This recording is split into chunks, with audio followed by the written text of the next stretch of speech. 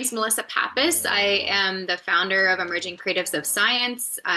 Today, we're also welcoming the co-host of today's episode, which is Isha, as well as Anurag and Angeline. We've all been a team working together on art science conversations for over a year now.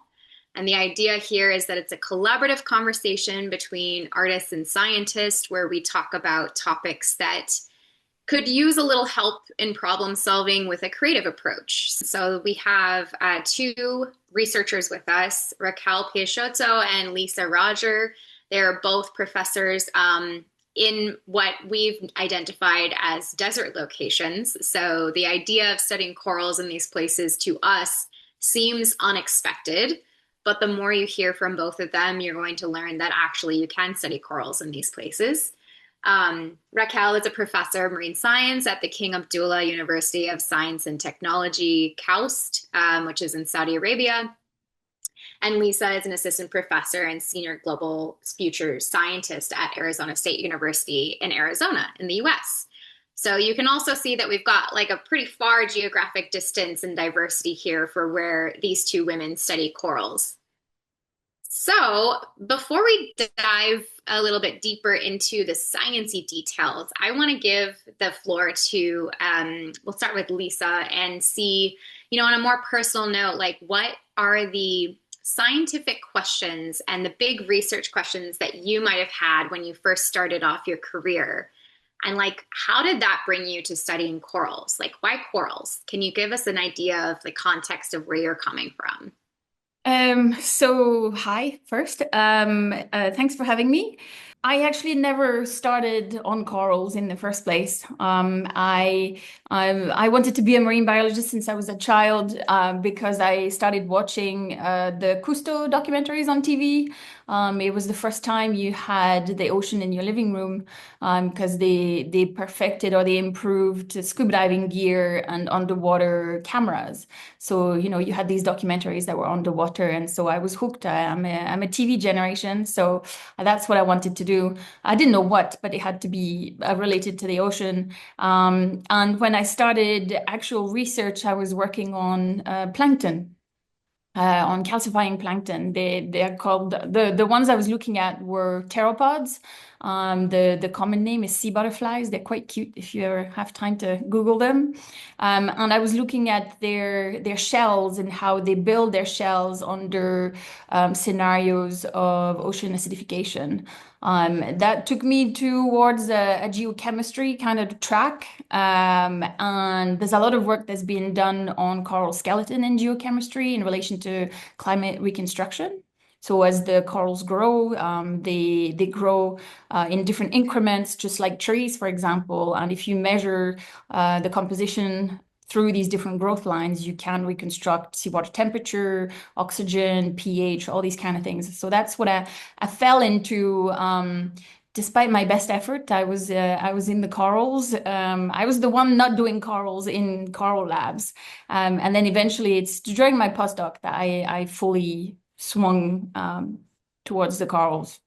And then there, I pivoted again from the geochemistry to more of the biology on the cell biology, because we were trying to work on cell cultures of corals, which are actually quite hard to have.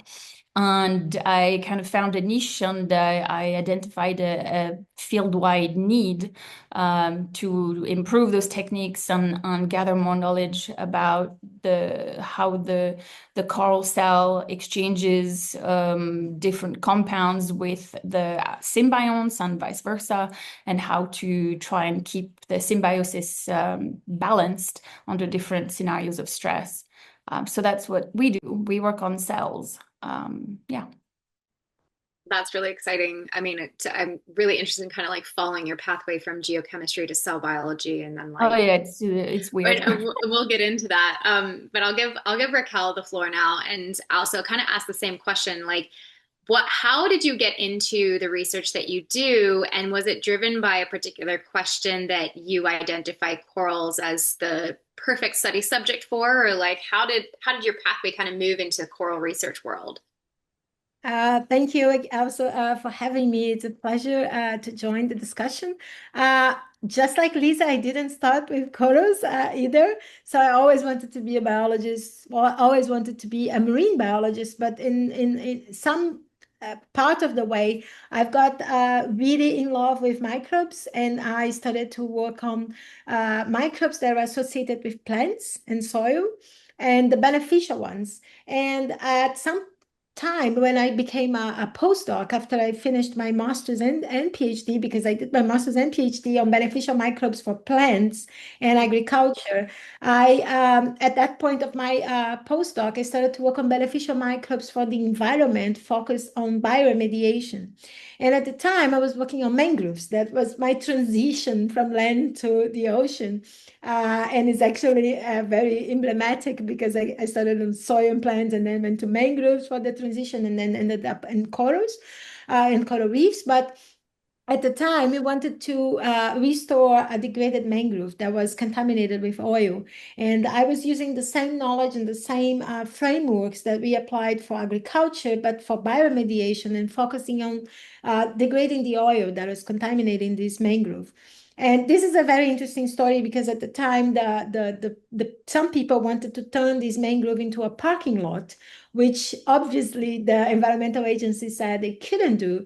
And this is how they came to us to start this project on bioremediation. But by chance, we identified bacteria that could degrade the oil, but also promote the plant health. And with that, we've managed to restore this area. And at that time, I started to think a lot about how restoration overall, environmental, ecosystem restoration should be focused on making the organisms stronger and healthier, and also the contaminant or the problem. But if you make them healthier, you can make a big difference in terms of ecological resilience and restoration. And at that time, they asked, and I was already starting to work on sponges and corals because I was more towards the marine side of things, moving from the mangrove. And there was an opportunity to study bioremediation in coral reef areas. And this is how I started to think that I could translate the same science that was being applied for humans and agriculture and then bioremediation into corals, and use these type of beneficial microbes that could protect corals, but not only degrading the oil, making them healthier. And this is how the entire story started. And actually, in the end, they became a very good model because they are threatened with functional extinction, the ecosystem. So it's urgent to find ways to restore it, but maybe using different perspectives and expertise that can be helpful. Yeah, yeah, your work in microbes is very interesting. And like, I think right now a lot of us are aware of like how microbiology is really important, even in like the human health and like human gut, microbiome being really important here. So thinking about how do you extend that across other organisms, because that's how they've existed. That's how they've, survived different disease and been resilient, but we just haven't understood the role that microbes have played. And then how do you leverage that to actually create new functions and new resiliency? So that super interesting. So I want to kind of step back for a second and recognize like our title of this webinar and this episode is called Studying Corals in Unexpected Places. And as I was kind of mentioning in the welcome here, we maybe the general public might not be aware that you can study corals and coral reefs in Saudi Arabia or in Arizona. I know Arizona is landlocked. We're not actually studying corals there. But Lisa, can you tell us a little bit more about like what is it like studying a marine organism in a landlocked state, and how do you actually get overcome some of the challenges of like establishing your lab and maybe talking to people about the research you do? Yeah, sure. The one thing I think first is there's this misconception that you need to be by the ocean to do marine science. If you look, a lot of major universities with marine departments aren't necessarily by the coastline. I'm French. The biggest French university with the marine department is La Sorbonne. It's right in the middle of Paris. You know what?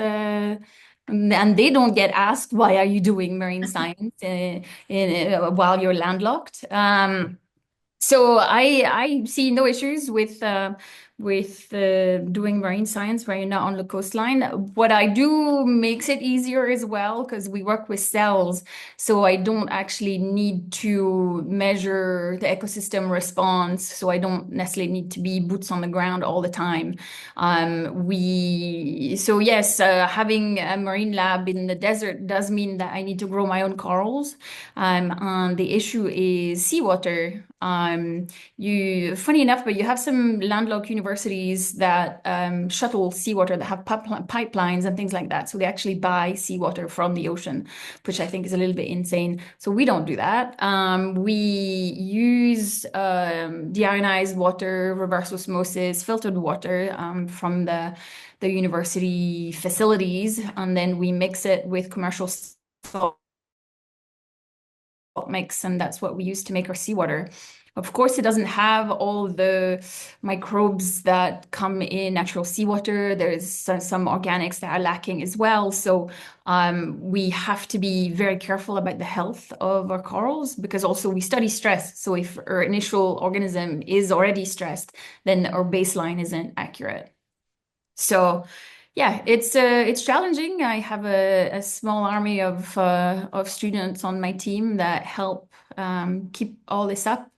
And yes, if there's a leak, you have to run to the lab as fast as you can. But that doesn't change whether you're on the coast or not. If there's a leak, everybody runs to the lab. So yeah, I think the main issue was making sure that we have good seawater for the corals. And then because we are in a desert, I think at the beginning I was very conscious that I didn't want to put back in circulation seawater in a system that is already struggling water-wise. So we had some calculations and health and safety helped check that we weren't going to, do any damage by allowing the seawater to go down the drain. So we're within good margins of the situation in Arizona. But yes, I'm always looking for ways to do it better, because if we could then re-filter it to remove the salts, we could just put out normal seawater. More involved, but it's doable. Yeah, I actually have a couple follow-up questions to that. One, where do you get the corals originally? Because I know you can grow them in the lab, but where do they originally come from? So we have a mix. We have some wild corals and we have some that have come to us through aquaculture or colleagues who have had them. They might have gone and gotten them in the wild and they've had them for a while, and so they've propagated them, and so they have a lot that they can share. So the ones from the wild, we have them. We have some from Bermuda. Because ASU has a campus in Bermuda at the Bermuda Institute of Ocean Sciences. So our colleagues over there, we modified some permits so they could send some fragments over to us. They were fragments that were part of that were collected for an experiment and didn't end up being used. So instead of letting them stay in the tanks or having to go back in the field to put them back on the reef, they could contribute to research still, and that's why we modified the permit so they could come here. And then the other ones, so most of the other ones we've got originally would have been from the Indo-Pacific. But that's the ones that through aquaculture and various labs in the US, because we're mostly all friends. So if we need some corals desperately of a specific species or a specific genotype, and we know somebody has it, yeah, we can just call a friend. Nice. Yeah. There's like a little coral research trade going on. Yeah. Well, my second question about like studying corals in Arizona is like when you talk about it to people, maybe outside of your lab and outside of research, what are some of the like initial reactions that you get when people hear that you're studying a coral in Arizona? Well, first they ask me whether I'm lost. Which is, honestly, I'm starting to get old. I won't lie. Just because of that preconception, you need to be by the ocean to do marine science. Well, no, it depends what you do. You have people who do marine science, but remote sensing. They don't need to be by the ocean to do remote sensing. That's the whole point. But yeah, so they ask if I'm lost. They ask how I do it. And then I tell them about corals, and then they are even more confused about how I do it. So it turns into quite long conversations of, yeah, I work with the cells and I do this and I do that, so I don't need to be by the sea. But the thing as well, I think in Arizona is that at ASU, the School of Ocean Futures is brand new. So people are actually just discovering that we have this school. So there's that as well. In the past, so there is other marine research being done in Arizona at the University of Arizona, U of A in Tucson. So it's not something new to Arizona. It's just people thought, well, or you go to U of A to do marine science, or you go to California next door, you know. But now we can also do it at ASU. ASU is a bit like a mushroom, it just keeps growing. And now we have a marine department that has a foot in Bermuda and a foot in Hawaii, in addition to being based in Arizona. So it gives us quite a range. But yes, it's still because it's so early days, there's a lot of confused looks. Even a lot of people on campus, faculty, don't know we have a marine science department. Hmm. Hmm. Yeah, just blowing minds all the time when you tell them about what you do. Yeah, yeah. That's And the great. fact that we have corals on campus, they're also very confused, and jellyfish and all of that. Like, what? Yeah, yeah, yeah. And so now I'm thinking for Raquel, also KAUST is a relatively new university. I think it's recognized by people a little bit more now. And then being on the Red Sea, like there is a clear connection to coral reefs and studying them. But I think a lot of people are still unaware that that's a place that you can study corals, and generally that's a place that you would go to do research. So maybe you can share a little bit about, what it's like been establishing your lab in Saudi, what it's like talking to like other people in the field of coral research about what you do and where you are, and then like what's that layer of talking to a general audience where you talk about your work. Yeah, I think as you said, like the Red Sea is our backyard. So it's actually an amazing place to do marine research because we have our labs a few minutes away from the reef and we have the infrastructure to get to the reef. So we have boats, have our marina. And I think most people who are not in the field have this image that Saudi is a desert, but actually we have an amazing coast and also have the Arabian Gulf. And we also have lots of other things that are not marine or desert. So there are some incredible mountains in Saudi Arabia where we even get snow. So, and we have different ecosystems as well. Even within the desert, you can find very different ecosystems that can be studied. But going back to the reef, KAUST is new, as you said. It's about 15 years, so it's a new university, but it's very well located for marine scientists. And that actually, KAUST and the Red Sea were part of the reason why I moved to Saudi Arabia, because when I came to visit, I've got this, offer that the Red Sea was my backyard and that we could do research in the reef and go every day to the field and have this ability to really measure ecosystem responses and things that are so important for the work that I am doing. So, and in this case, we established an underwater lab, which is really unique because we established the Coral Probiotics Village, which is literally an underwater lab that looks like a city because we go there so often and we do so much research there that we had to establish some gates and streets that help us navigate and know where we are. Now we know after 5 years of doing work there. But at the beginning, it was very useful for us to have it really like a city because we knew where we are, we knew how to go through, how to communicate. So basically, we would say things like, oh, I would take gate one, get the first street or the Nemo street, and then go through gate three to reach the reef, the restoration square, whatever. So we really navigated like that. And we also use this, of course, for outreach, because we realized that everybody was it's shallow. It's about the deepest part is about 8-9 meters. And then people can snorkel and see the streets and see the experiments and see the streets. And so that became also a very good opportunity for outreach. We had kids from the school and people from all over the world coming and visiting documentaries. And then but the most important thing is that we have a permanent lab underwater, permanent location where we have sensors, we have data, abiotic data, biotic data that we collect over time, and we run our experiments in this place that is very well controlled in this sense that we are monitoring everything, that we know what's happening, that we go every week. So in summary, I can say that it's an incredible place to study marine biology. Saudi as a whole, we have other institutes and other initiatives in the kingdom now where marine research is extremely valued because the reefs in the Red Sea is so important. They are not only beautiful, but these corals have been living in conditions that are probably going to be the temperature that the rest of the world will face. So learning how these organisms have evolved and adapted to live in these conditions can actually give us clue on how the future is going to look like. Mm-hmm. Yeah, yeah. I think we've heard like the phrase living laboratory a lot when we talk about the Red Sea. And like when I was there, so I was at KAUST in 2015 and 2016, it was still relatively new, and people, at least from the US, were also very confused as to why I was going to Saudi Arabia to study corals.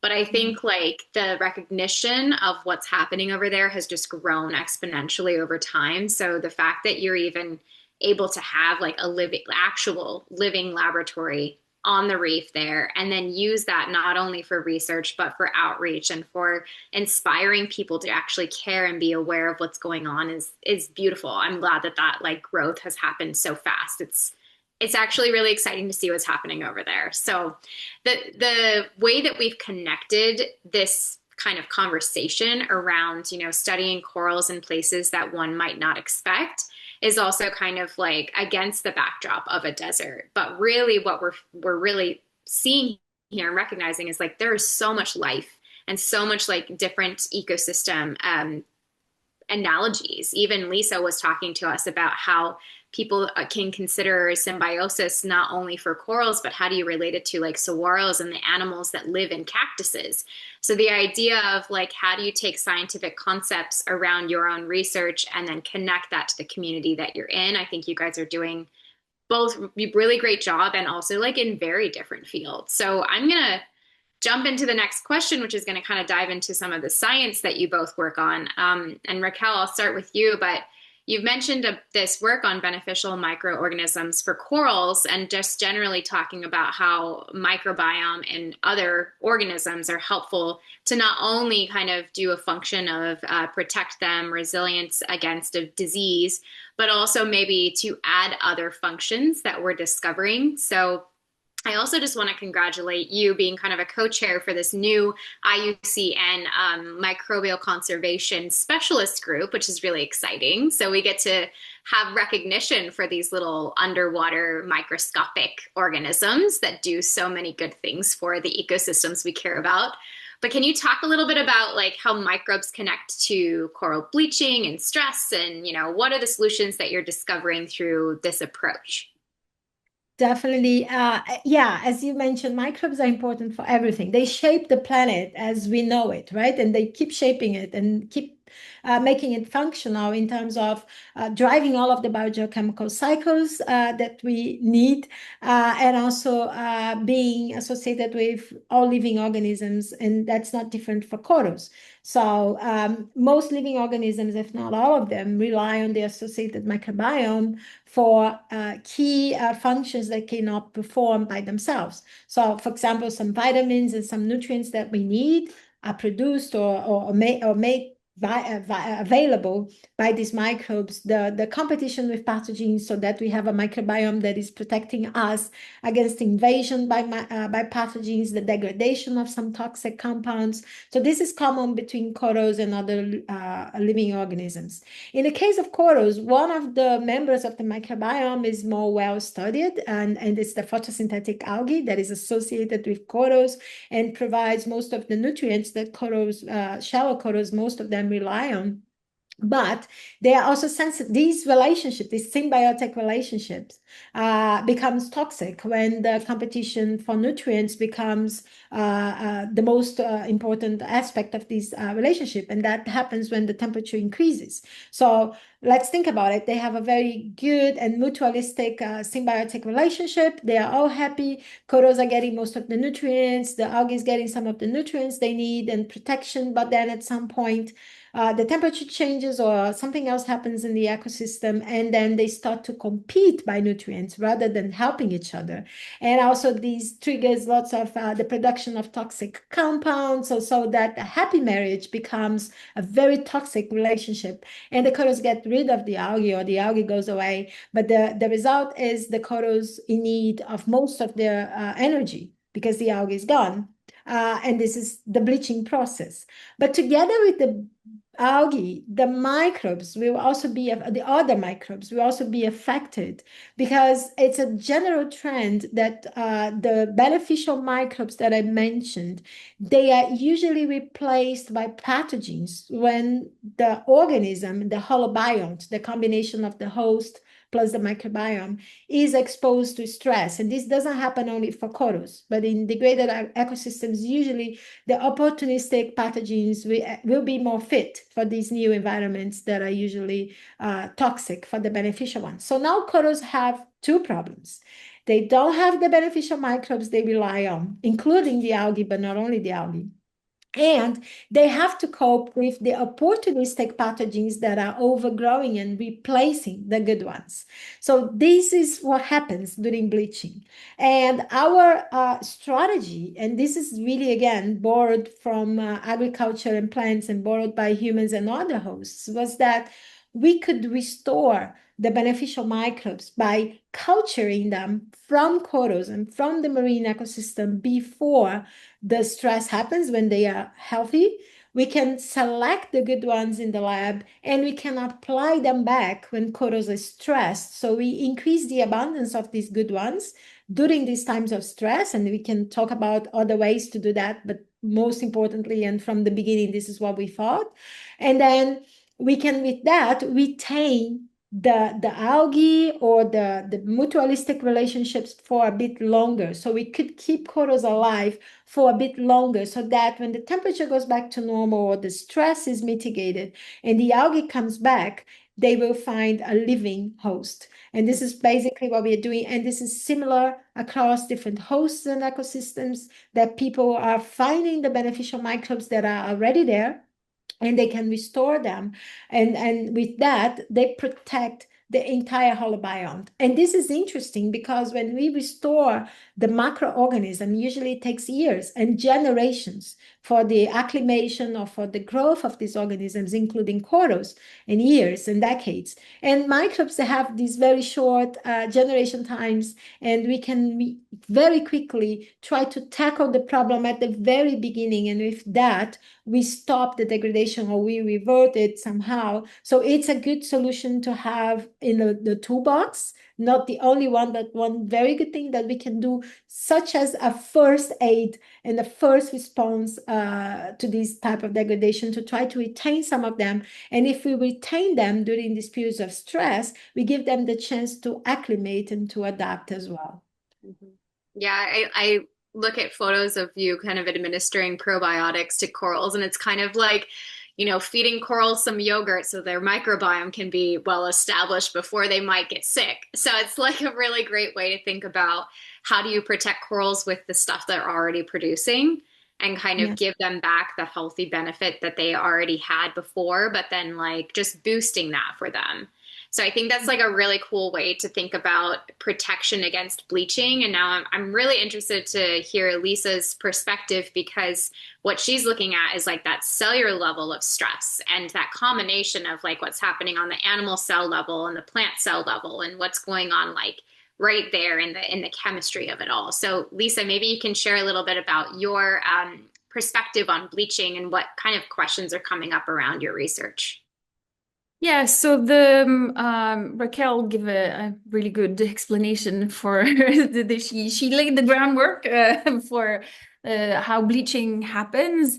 And so what I the only microorganism I guess I look at is the symbiont that lives inside the coral cell, because it's for those who don't know, we call it an endosymbiosis. So it's a cell inside another cell. And so you have the plant cell inside the coral cell. It makes it quite a complex system, because you can imagine it's like a Russian doll, you know, the stackable dolls, where here you have a case where you have at least three dolls. And the symbiont would be the third one in the middle. So when we're trying to measure things or trying to understand what's going on with the symbiont, it's hard to get things all the way there, because plant cells as well have a cell wall that is much stronger than a normal animal cell membrane. So it can make it hard to get sensors or probes all the way to inside the symbiont. So because we're trying to measure some of the molecules that signify that the organisms are under stress. So really trying to tell which partner is suffering from the most stress, depending on what type of stress is applied and for what duration it's applied. Because the stress you can apply is heat, of course, because that's what's going on at the moment. But if you think about it, on a reef, it's never just hot. It's usually hot and sunny. So then the plant cell also suffers from light stress because it does photosynthesis, and that can generate more of these stressful compound, these molecules that we're trying to measure. So we're trying to look at, so these molecules are called free radicals. They have oxygen with them. They react very fast. So we tend to say they're quite short-lived, just because they get generated and then they get used to do something else. And so we're trying to look at the full panel of these free radicals to know where they come from. So whether it's the host or the symbiont, but also within those organisms, you know, they have other internal compartments like the nucleus, mitochondria, or the chloroplast, or, you know, we call these organelles inside the cells. So different organelles can produce different ones. So we're trying to see who makes what, under what conditions, and is it something, because, and it's, to be fully honest, this is not new, looking at these free radicals. What is new is the fact that we're trying to look at the individual ones, because they're so short-lived, it's actually quite hard to do. And people so far had been using broad spectrum fluorescent sensors. So you incubate your sample with a fluorescent probe, which will start fluorescing when these molecules are being generated. But because these molecules are tricky and they all have, you know, oxygen with them, then it tends to, these probes are non-specific. So if you have, instead of looking at all the individual ones, it will look at all of them at the same time. So it kind of clouds the information that you can get. And I really want to understand whether the host or symbiont is producing more at what time, under what condition. If it's the symbiont, does it leak into the host compartment? Because really the breakdown of symbiosis, we have a general idea of how it happens, but we actually don't know for sure. And for something that is so critical, I think we need to figure it out. And the free radicals aren't the only thing happening. You know, there's other mechanisms underway, but this is a big one that's been put forward for quite a while, when we don't actually have the full detail of all of this. So this is the kind of thing that we're really pushing on, and we're also pushing on trying to understand some of the other mechanisms. So when stress is applied to a biological system, what you can have is your proteins start unfolding, or they come out misfolded, because the proteins are quite complex. They have specific functions, and if they're not folded properly, when they're folded properly, it looks like a pretty noodle soup. When they're not folded properly, they can't fulfill their function. And that starts having, of course, impacts down the line, because you have, one protein connects to another one, to another one, to another one, to actually fulfill an entire, to do something really specific, whatever it is, but it's to do something specific. So if they misfold, it's an issue. And then you have these other proteins that get expressed during stress that are here to help with folding. So they make sure that the proteins get folded properly, or that the ones that are unfolded can be refolded. So you can think about them as special little origami proteins. So these ones, when you start applying stress, the expression, you start having a peak, and then eventually it will drop. So we call this a bell curve. The only thing is, it drops before the stress stops.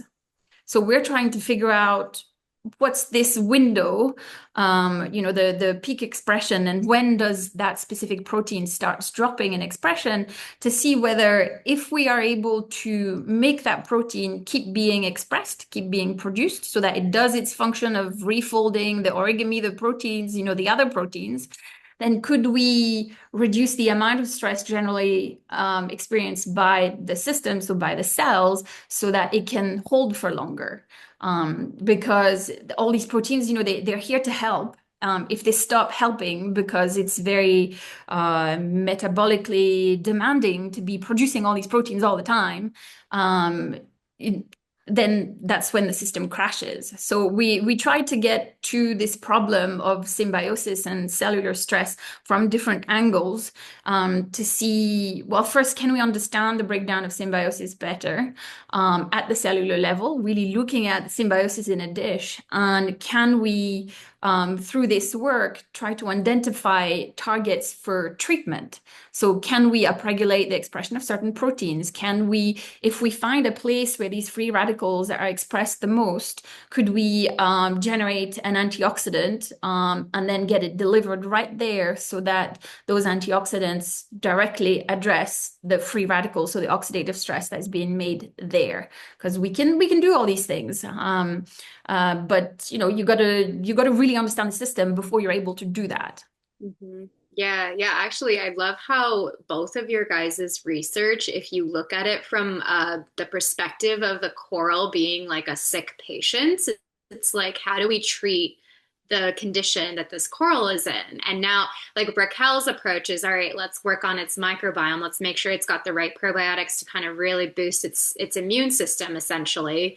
And Lisa's approach is like, let's do some targeted, like, work on antioxidants, or just administering a certain type of protein maybe. And there's like, I think it's a really great way to kind of talk about, one, collaboration, like how these two tools and approaches can work together, but also two, like how to communicate the work that you're doing to people where we don't necessarily think of corals as animals. I think that's already a misnomer, is that people don't even understand that corals are animals. So like, how do we then like create analogies to help communicate things better and get people to wrap their head around like how your research question is actually delivering a certain type of treatment for these sick patients? So my next question might kind of touch on this, but can you guys comment on like if you've collaborated together and what it's like to collaborate in the field of coral research, or even outside of this field? And Raquel, if you want to take that first, that would be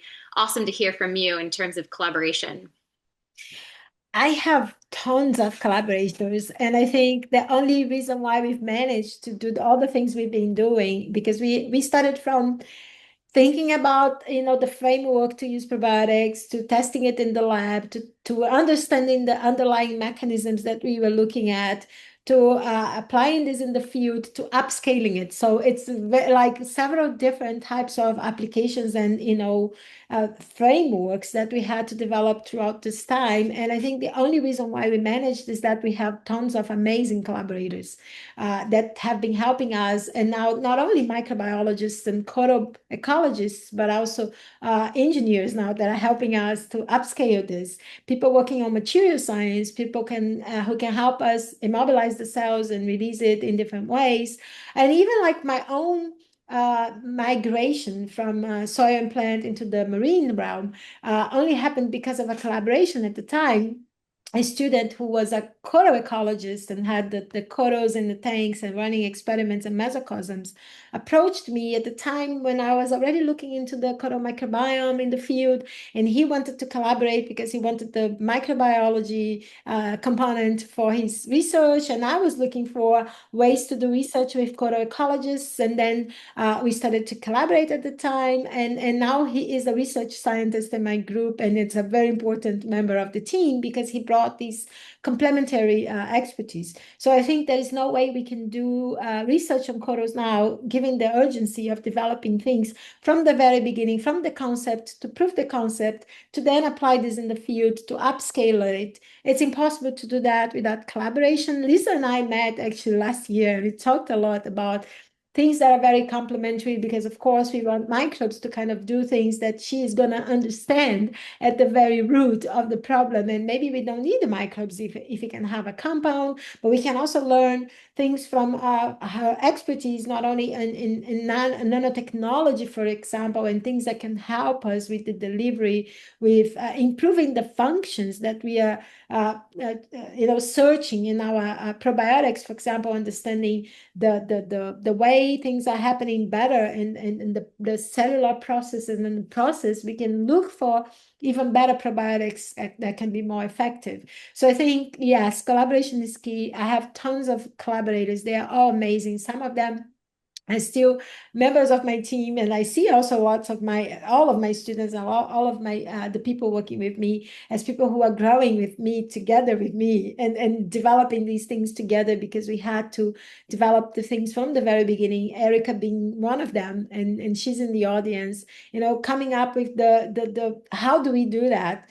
Is it even possible for us to do that towards applying this in the field and looking into the ecology now of how these also affects other members of the reef.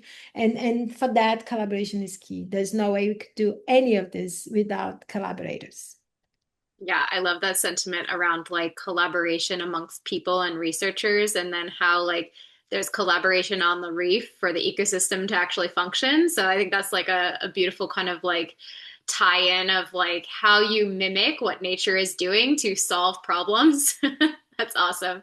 And Lisa, I don't know what you would comment on in terms of collaboration. It seems like being in Arizona, you probably do rely heavily on collaboration to make sure that you can get your work back out there into the field.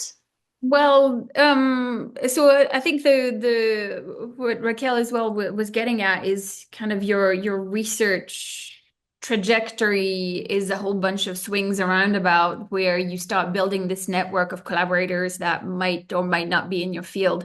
And it's the same for me. I actually it's the first time that I'm part of a marine science department. As a student, I was never in marine science departments.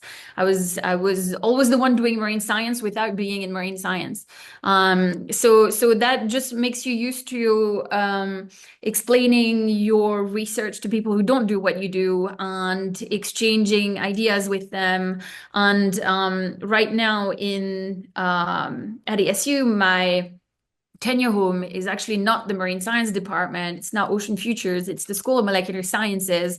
So it's a multidisciplinary chemistry department on amphetamine. It's huge. It's very multidisciplinary. There's loads of faculty that do very different things. And bringing my models, so the corals and the cnidarians, that symbiosis, to this department has opened loads of collaborations with people who do material sciences, who do quantum research, who do physical chemistry, who do microbiome research, photosynthesis research. I mean, everybody is just excited about this new model that they could apply their skill set you. And it's really interesting for me because I wouldn't be able to do these things without them. I think I'm pretty good at knowing my own limits in terms of what I know and what I don't know. And I've never been shy to go and get somebody to help me with the things I don't know. So this is great to have at hand all these very smart people who do things that I don't know how to do. So, and this is just, within my own department. Then you look a little bit beyond, and you have the rest of the university. I started talking with people who are in our arts and media departments, religious studies and humanities, engineering, of course, earth and space exploration. I mean, there's potential in loads of places, and they just come from a different angle. So even if they don't do what I do, I don't see why or interest on related to corals or the reef in general or the oceans can't meet. I'm sure it can lead to some really exciting new projects and new discoveries. We need more people doing environmental policies, environmental law. I was looking for somebody who did marine law at ASU, and there's no one. So there's a gap. Fill the gap. Yeah, So yeah. there's loads of potential, and but already with what we've got at ASU, I think I'm pretty spoiled, to be honest. And that is just a new network for me since I joined ASU in 2022. Mm. Then I have all the rest of the network that is all over the place. I went to grad school in Australia, so I have loads of people over there, and there's other folks across the US, and the world in general. So it's exciting to have all these bright people, and most of them are quite happy to collaborate. You have a few lone wolves that just happy to doing their own thing, but everybody seems to understand the value gained by having somebody that come in from a different angle, because they could suddenly think about something you've never thought of, and that just kind of clicks a new level of understanding in your system. As an example, there's a great collaborator of mine, Judith Klein-Sitherman. She is at ASU, so in the School of Molecular Sciences, but also in the College of Health Solutions. And she's done a lot of work in diabetes research. And her question was, do corals have insulin? Hmm. Which is a weird question. As a marine biologist, you'd be like, why would they? Come on, stop. They do. They have insulin. So now we're working at trying to figure out how that system works and how is it involved in the symbiosis, and is it involved in bleaching at all? So this is, kind of some spoilers, since we're still working on all this. But this is the kind of out of the box idea that I would not have had on my own. And so there's a whole bunch of other ones. You should have a chat with quantum chemists and see what they can dream up for corals. I'm already being dragged in projects. I'm like, wait, what? Explain again. Can you draw it for me? Um, yeah, I it's love cool. that. Yeah, yeah. I Exciting. think like it's nice that you brought in collaboration with people outside of the actual science field that you're in, because I think that kind of brings us to this next point in this conversation, is really thinking about like how are we going to like tell stories about corals differently. So I kind of want to do like a really quick maybe 30-second answer from both of you. When you think about the stories that you want to tell and how you communicate the research, whether it be to the general public, to other people in science, like how can we, one, kind of bring this like hopeful trajectory to corals, whether it's an ecosystem view or it's like looking at corals at the cellular level, to bring hope, inspire action, raise awareness in ways that seem a little bit more creative and out of the box than maybe you've already been doing, or maybe you have some examples of ways that you're communicating coral research to the broader audience. And maybe if you want to just share like a couple things that you've already done really quick, and then we're going to kind of move into our audience discussion after this. Raquel, if you Sure. want to, or Lisa, if you want to get started, go ahead. All right, sure. So some of the things that I've done, there's this competition that's called the Lego League. I don't know if you've heard about it. I've heard of it. Yep. Yeah, so it's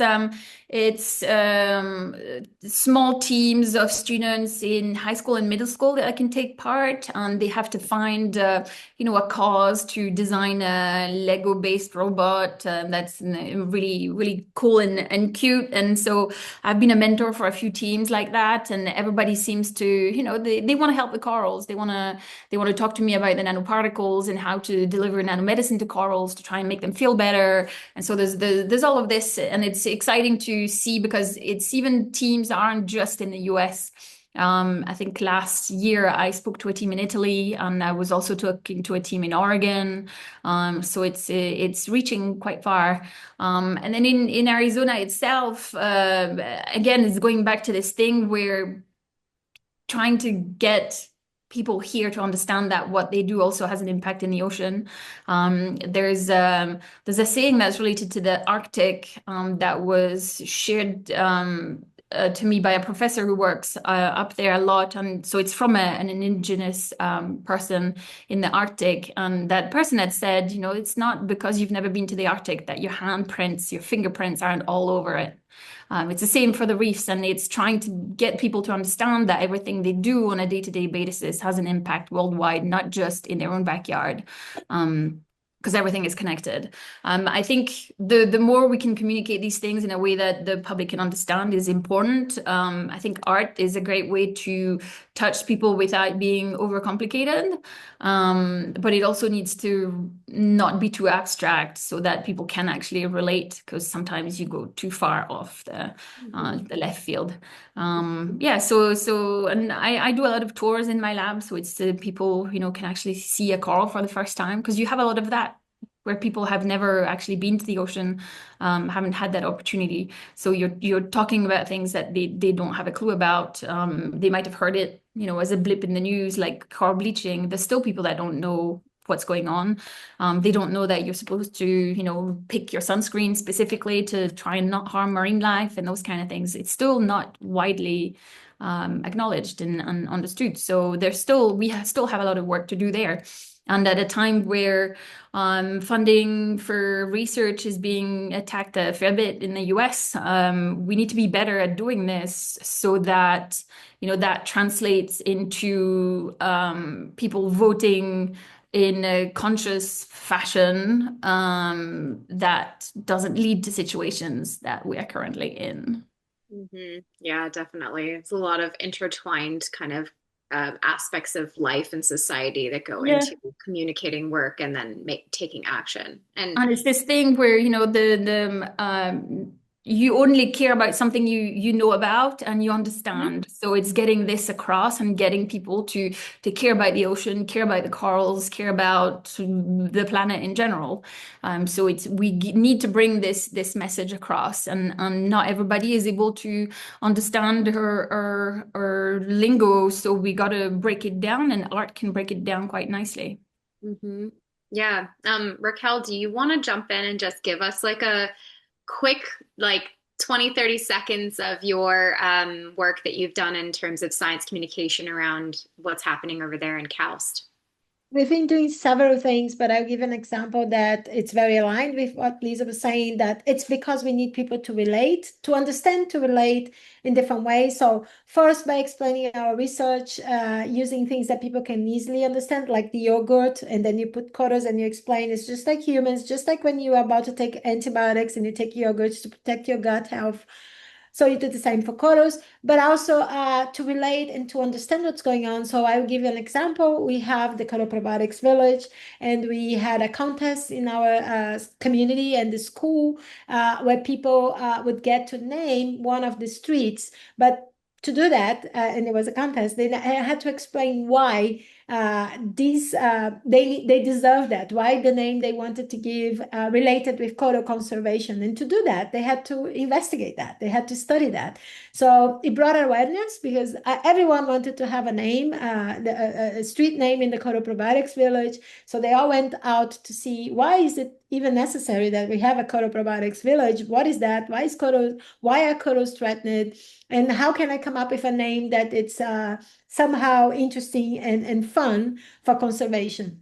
And the winners got to come with us on the boat and to snorkel. And we had people who had never been in the water to come and use the vests to go snorkeling and see the village and see us putting the street names there. And that created a lot of interest from the community because they wanted to go there, and also awareness. And it was a very engaging experience. So I think this is an example of one thing that it's possible. Of course, it doesn't have to be an underwater city, but anything that actually instigate curiosity and get people to relate, because we also had a question on why does that matter, to the regular people who are not divers and don't go in the ocean very often. So it was very interesting, very comprehensive, and the results were really great. That's awesome. Yeah, I think you're right about like people needing to see and experience the actual thing to care about it. And yeah, being in Arizona, that's going to be hard, but luckily aquariums exist, and luckily coral reefs and Lisa's lab exists. You can go see corals there. But if you haven't gotten in the water, it's really kind of creating like the awareness of something that maybe you won't ever get to experience. Maybe you won't ever snorkel. Maybe you won't ever scuba dive. But like, how do you bring that ecosystem to people that aren't going to have the access to it? And those are some of the questions we leave with our audience. This discussion, our third episode of Art Time Science Conversations, invites our listeners as fellow science storytellers, artists, scientists, and all types of curious minds to think about how we can use creative communication to raise awareness of corals and other marine science topics for everyone, no matter their level of expertise or geographic location. I want to wrap up by thanking our speakers, Professors Raquel Peixoto and Liza Roger, two incredible researchers studying corals in unexpected places on opposite sides of the planet and in desert landscapes, yet making beautiful connections in their work from the molecular scale of algae-animal symbiosis, dysbiosis, and bleaching to the integral relationships between coral and their microbiome. If you want to get involved in this conversation, follow Emerging Creatives of Science and The Experimentalist, your host organizations, on social media to see how this conversation unravels in real time. And stay tuned for the next episode of Art Time Science Conversations.